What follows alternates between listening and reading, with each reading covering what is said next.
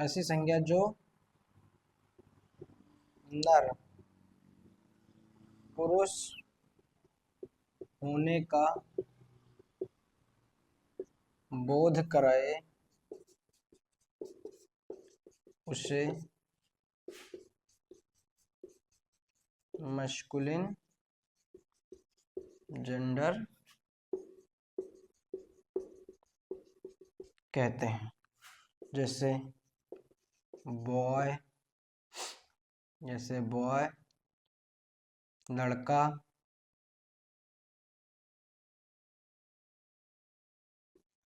सूरज, और इसकी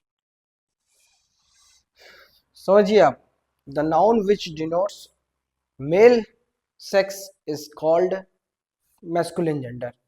ऐसी संज्ञा जो पुरुष होने का बोध कराए या नर होने का बोध कराए उसे हम मैस्कुलिन जेंडर कहते हैं। जैसे सूरज, किसी का नाम सूरज, इसमें लड़का होने का बोध हो रहा है, ठीक। जैसे कि बॉय, बॉय मीन्स लड़का। तो जो भी ऐसी संज्ञा जो नर होने का बोध कराए उसे हम मैस्कुलिन जेंडर कहते हैं। दूसरे नंबर पर मैं आपको बताता हूं फेमिनिन जेंडर।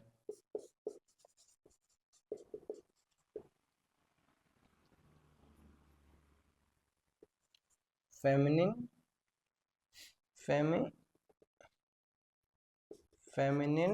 जेंडर,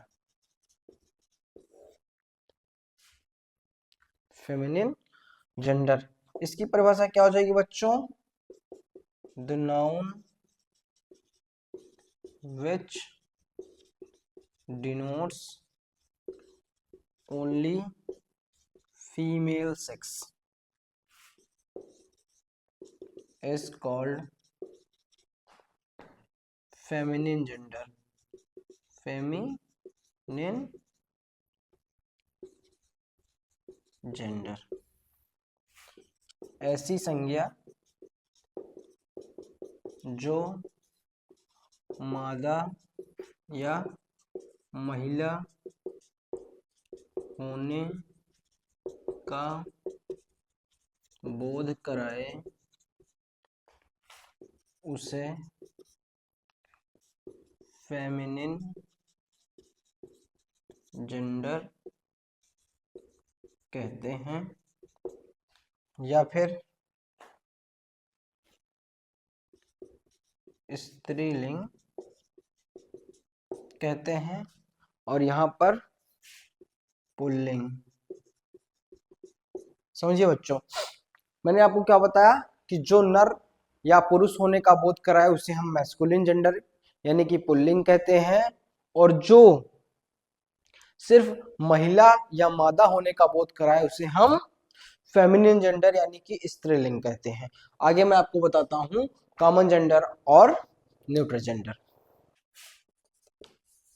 तीसरा नंबर बच्चों हमारा है कॉमन जेंडर, जिसको हिंदी में बोलते हैं उभय लिंग। ये हमारा है बच्चों तीसरा नंबर है उभय लिंग यानी कि कॉमन जेंडर। इसकी परिभाषा क्या हो जाएगी बच्चों, देखते हैं। The noun which does not specify sex but indicates a living thing। बच्चों इसकी परिभाषा बहुत ही आसान है। The noun which does not specify the sex but indicates a living thing, मतलब कि ऐसी संज्ञा जो लिंग का बोध न कराए, ऐसी संज्ञा जिसमें लिंग का बोध न हो, लेकिन एक सजीव प्राणी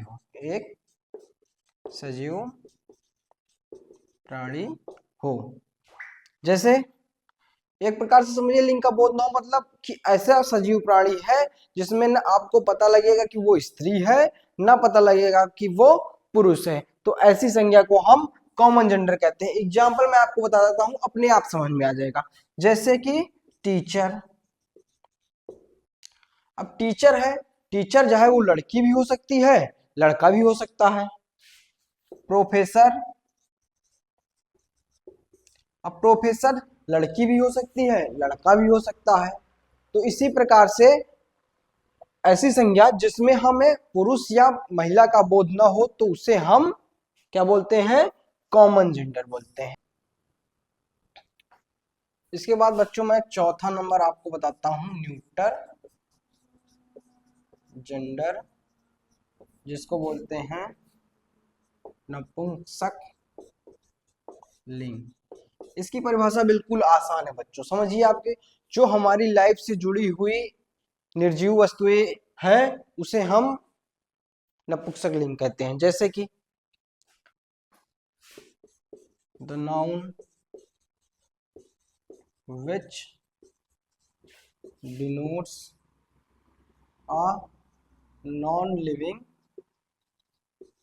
object or think with life is called neuter gender। ऐसी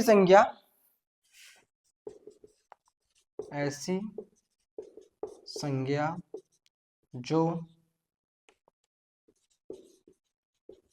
निर्जीव हो या हमारी जिंदगी से जुड़ी हो उसे हम नपुंसक लिंग कहते हैं। जैसे pen, marker, watch, bench, etc।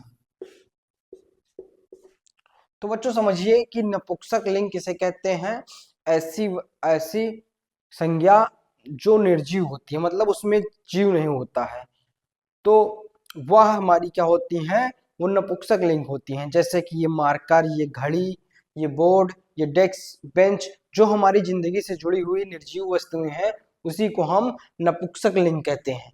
अब मैंने आपको लिंग के बारे में क्या क्या बताया, लिंग की परिभाषा मैंने आपको बताई, the noun which denotes male और फीमेल दैट इज कॉल्ड, ऐसी संज्ञा जो नर या मादा होने का बोध कराए उसे हम लिंग कहते हैं। इसके बाद मैंने आपको बताया लिंग कितने प्रकार के होते हैं। लिंग हमारे 4 प्रकार के होते हैं। कौन कौन सा मैंने आपको बताया, पहला मस्कुलिन, दूसरा फेमिनिन, तीसरा कॉमन एंड चौथा न्यूट्रल जेंडर। मैस्कुलिन जेंडर की परिभाषा आपको मैंने क्या बताई, the noun which denotes male sex that is called masculine gender. ऐसी संज्ञा जो नर या पुरुष होने का बोध कराए उसे हम मैस्कुलिन जेंडर कहते हैं। दूसरा मैंने आपको क्या बताया, feminine gender, the noun which denotes only female sex that is called feminine gender. ऐसी संज्ञा जो सिर्फ मादा या महिला होने का बोध कराए उसे हम फेमिनिन जेंडर कहते हैं। तीसरा मैंने आपको क्या बताया बच्चों, तीसरा मैंने आपको बताया कॉमन जेंडर। ऐसी संज्ञा जो हमारी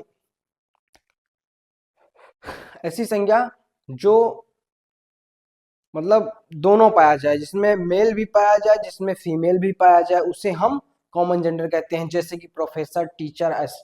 चौथा नंबर आपको बताया मैंने न्यूट्रल जेंडर, जो हमारी निर्जीव वस्तुएं हैं और हमारी लाइफ से जुड़ी हुई है उसे हम न्यूट्रल जेंडर यानी कि नपुंसक लिंग कहते हैं। तो ये था हमारा जेंडर।